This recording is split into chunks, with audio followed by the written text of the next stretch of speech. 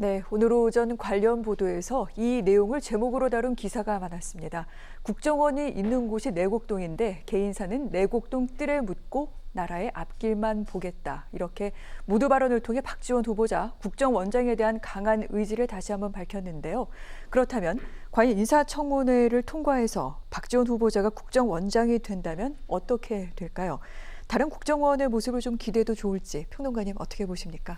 예, 기본적으로 국정원은 굉장히 중요한 역할을 맡고 있는 그런 기관입니다. 네.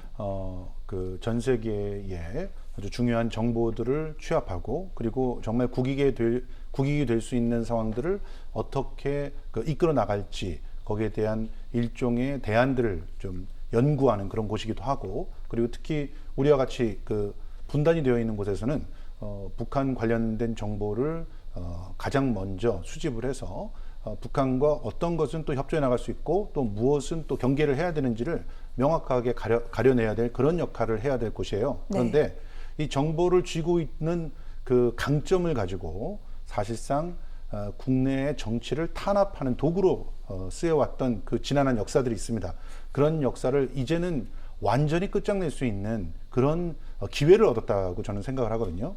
기본적으로 이전에 국정원 내부에 국정원 활동을 했던 사람들이 올라와서 원장을 했었을 때는 아무래도 자신들의 조직을 갖다가 보호하고 그리고 그 안에서의 독특한 생존 논리들을 확보하는데 신경을 안 쓸 수가 없었을 겁니다. 그런데 지금은 국정원에 의해서 가장 큰 피해를 당했던 사람이자 동시에 정치인으로서 그 국정원의 정치적인 어떤 위해를 모두 다 잘 파악하고 있는 그런 사람이 국정원장이 되는 것이거든요. 네. 그리고 또 무엇보다도 남북 간의 관계를 아주 급진전시켰던 당사자이기 때문에 또 국정원에서 무궁무진하게 할 수 있는 일들이 있다는 사실을 너무나 잘 알고 있는 그런 사람이 국정원장이 되는 겁니다. 그렇기 때문에 이전과는 다른 새로운 국정원, 남북 통일에 이바지하고 전 세계에서 대한민국의 위상을 확고히 지켜낼 수 있는 그런 국정원의 출발을 기대해 봐도 되지 않을까 이렇게 생각하고 있습니다. 네.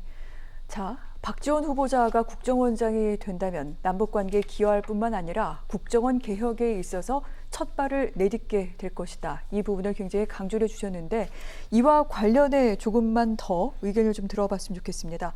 박지원 후보자 국정원장이 된다면 앞으로 국정원이 국내 정치 또 선거에 개입하는 일이 절대 없도록 만들겠다. 이렇게 강조를 했는데 뭐 다들 잘 기억하시겠습니다만 국정원장 이제까지 6명이 구속된 전례가 있기도 합니다. 물론 이 국정원장들 후보자였을 때는 이런 일이 있을 거라고 생각해 본 적이 없었을 겁니다. 그 자리가 또한 그렇게 만든 부분도 있지 않을까 싶기도 한데 그런 가운데 국정원 개혁 박지원 후보자가 잘 해낼 수 있을까요? 글쎄요. 좀 밝지는 않은 것 같다. 라는 일단 생각이 듭니다. 일단 네. 왜냐하면 박지원 후보자 자체가 사실 대한민국 정치인 중에 어떻게 보면 가장 인지도가 높은 분 중에 한 명일 거예요. 근데 사실 박지원 후보자 카드, 국정원장 카드는 사실 되게 놀라운 카드거든요. 그러면 왜 대통령께서 박지원 후보자를 국정원장으로 내정했을까라는 이제 생각을 하게 되는 거죠. 그럴 때는 앞서서 그런 얘기도 좀 후보자가 얘기를 했던 것 같은데 남북관계, 경색된 남북관계를 풀라는 어떤 특별한 주문이 있었을 거라는 생각이 듭니다. 그러면 이제 국정원장으로서 그 경색된 남북관계를 어떻게 풀어갈 것이냐 네. 본인만의 본인만의 노하우가 이제 있을 건데 그것이 어떤 방식으로 발휘될 거냐는 거는 우리가 경험칙으로 배운 바가 있잖아요. 남북관계 2000년 6.15 정상회담 때 뭐 말씀하셨듯이 밀사 역할을 했지만 그때 사실 이제 대북 송금 문제도 있고 그래서 똑같은 방식으로 남북관계를 풀어가면은 좀 안 되는 측면이 좀 있는 부분이 있거든요. 그리고 두 번째로는 워낙 이제 또 정치 구단이고 노련하십니다. 그래서 2년 뒤에 약 20개월 뒤에 치르게 될 어떤 그 대선에 있어서 네. 국정원장으로서 국내 정치에 어떻게 개입할 것이냐. 물론 본인은 이제 정치의 정체도 꺼내진 않는다고 하는데 본인의 이제 정치 경험과 경력이 있다 보니 대선을 앞두고 서시 국정원장으로서 이제 뭐 자칭 타칭 내지는 타이든 자이든 개입을 과연 안 할 수 있을까라는 어떤 의심이 들 수밖에 없는 거고요. 그 다음에 이제 또 세 번째는 이 국정원장이 특활비 문제로 사실은 구속된 국정원장이 많죠. 근데 이 특활비가 이제 속칭 영수증 없이 쓸 수 있는 이제 비용이 월 한 5억 정도 된다고 합니다. 사실은 이거 본인이 철저히 자기를 경계하지 않으면 이게 어떤 뭐 여하한 문제를 네. 일으키지 않고 국정원장 생활을 하기가 쉽지 않은 부분이 있거든요. 그래서 그런 부분에 있어서 이제 향후 이제 임명이 돼서 직을 수행을 할 때 그런 이제 자기 개인적인 문제, 그리고 이제 어떤 정권이 놓여져 있는 환경의 문제, 그리고 시기적으로 이제 어떤 요구되는 측면이 있지 않겠습니까? 대선이라든지 남북관계 개선의 문제, 이런 부분에 있어서 이제 박지원 이제 향후 원장이 어떤 역할을 하느냐에 따라서 이제 박수를 받을지 아니면 퇴임 후나 정권 이후에 어떤 길을 갈지는 이제 두고 봐야 되는 측면이 있다라는 생각이 좀 듭니다. 그런데 그 말씀하신 부분에서 그 지금 국정원이 정치에 개입할 수 있는 가능성이 또 정치인이기 때문에 좀 있지 않느냐 이런 식으로 들리는 말씀을 하셨는데, 지금 정치 개입은 검찰 쪽의 정치 개입을 걱정하셔야지 국정원의 정치 개입을 걱정할 그 시대는 아니라고 생각을 합니다. 일단 국정원에서 국내 정보 수집 파트 자체를 완전히 제거했잖아요. 그리고 국정원이 수사를 한다거나 하는 일들을 못하게끔 명토 박아서 만들어놨고, 또 이제 그 고위공직자 수사처가 들어옵니다. 그렇게 되면은 고위공직자들이 그렇게 정치 개혁을 했었을 때 철퇴를 맞을 수 있는 가능성들을 만들어 놓고 지금 국정원장을 정치인을 갖다 앉히는 것이기 때문에, 이전에 그 고답적으로 특히나 좀 미래통합당 쪽에서 정권을 잡았을 때 있었던 그런 일들이 반복될 거라고는 생각하지 않고요. 오히려 지금은 무소불위의 권력을 가지고 견제받지 않고 있는 검찰이 얼마든지 언론과 짬짬이를 해서 선거에도 개입할 수 있지 않을까 하는 그런 가능성들이 이번에 확인된 바가 있기 때문에, 그런 부분들을 어떻게 더 견제를 해야 될까를 고민해야 될 때가 아닌가 생각합니다. 네. 근데 네. 네, 국정원장의 역할 자체가 국회에서 감시가 그때그때 바로 이루어지는 것도 아니고, 워낙 아까 제가 말씀드린 대로 사실 어떤 주기의 권한과 역할은 거기에 지원되는 어떤 자금하고도 연결이 돼요. 그래서 그런 어떤 제도적, 정책적 이런 게 마련이 됐다 하더라도 하려고 그러면 얼마든지 할 수 있고, 지금은 이제 향후 국정원장이 돼서 이제 추정하는 부분이기 때문에 그게 없다라고 단정할 수 없다라는 말씀을 드리는 거고, 사실 여기에 있어서 또 하나는 국정원장 그 박지원 내정자의 어떤 개인적 야망이 또 어떻게 작동하느냐도 사실은 또 이제 볼거리예요. 그래서 그런 부분에 대해서는 클리어하게 정치 개입 안 할 거다, 이렇게 단정하기는 어렵다, 이렇게 말씀드리고 싶네요. 박지원 후보자 이런 우려 때문이었을까요? 아까 보셨던 모두 발언에서도 개인사는 내곡동 뜰에 묻겠다, 그리고 정치인 박지원은 지우겠다, 이렇게 강조하기도 했습니다. 하지만 그럼에도 불구하고 의구심이 있었는지 통합당에서는 매섭게 오늘 청문회 파고들었는데요. 오늘 청문회 오전과 오후로 나눠서 진행이 되는데, 오전만 공개가 되고 오후 청문회는 비공개로 열립니다. 그래서 개인 신상과 도덕성 문제를 다루는 오전 청문회에 나온 내용을 저희가 주로 보여드리게 되는데요. 오후 청문회는 대북 관련 내용, 또 정보 등을 다루고 있기 때문에 공개하지를 않습니다. 그러면 지금부터는 오전 관련 내용을 갖고 한번 얘기를 나눠보도록 하겠습니다. 이 박지원 후보자에 대해 제기된 의혹, 학력 위조 등등의 의혹이 통합당에서 불거져 나왔습니다. 이와 관련된 집중적인 질의가 있었는데 화면으로 먼저 확인해 보도록 할게요. 일단 후보자에게 2000년에 당국대 학력 정정 신청을 한 건 사실이죠? 짧게 답변해 주십시오. 학력 정정 신청하셨죠? 의원님, 예.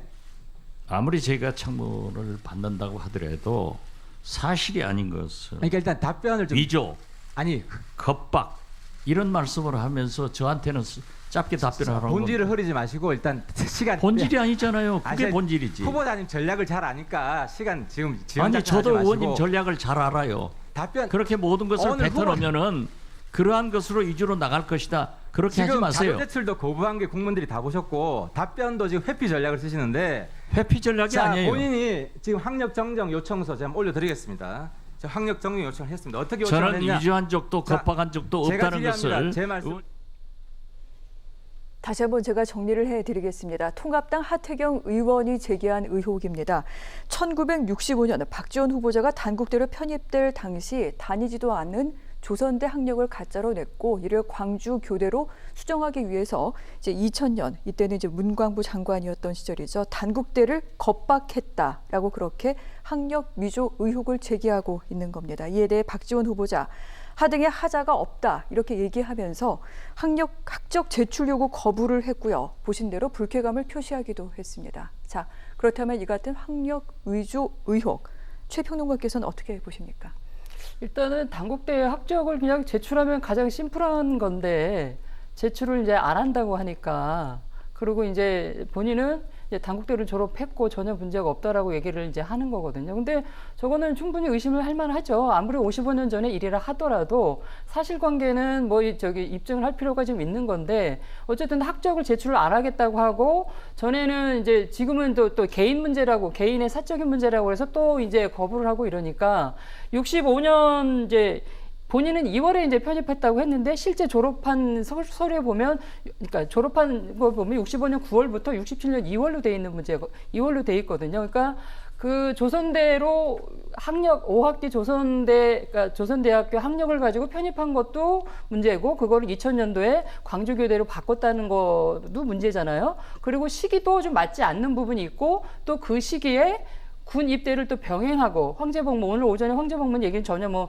진행도 안 돼 있는데 그런 부분에 대해서 그냥 본인이 클리어하게 잘못된 부분이 있었다. 뭐 과거에 55년 전의 일이긴 하나 관행이었다라고 깔끔하게 사과를 하면 될 것을 이제 전혀 본인은 문제가 없고 학적을 그럼 학교 가서 떼봐라 이런 식으로 제3자의 문제처럼 얘기를 하니까 이게 지금 팩트 체크가 지금 안 되는 부분이 있는 거죠. 저는 이런 부분에 대해서 어차피 오후에는 공개가 안 되니까 이 부분이 저녁에 다시 이제 진행이 될지 어떨지는 모르겠지만 자료를 제출하면 가장 분명하게 해소될 수 있는 거를 왜 제출을 안 하시나 하는 생각이 좀 드네요. 네.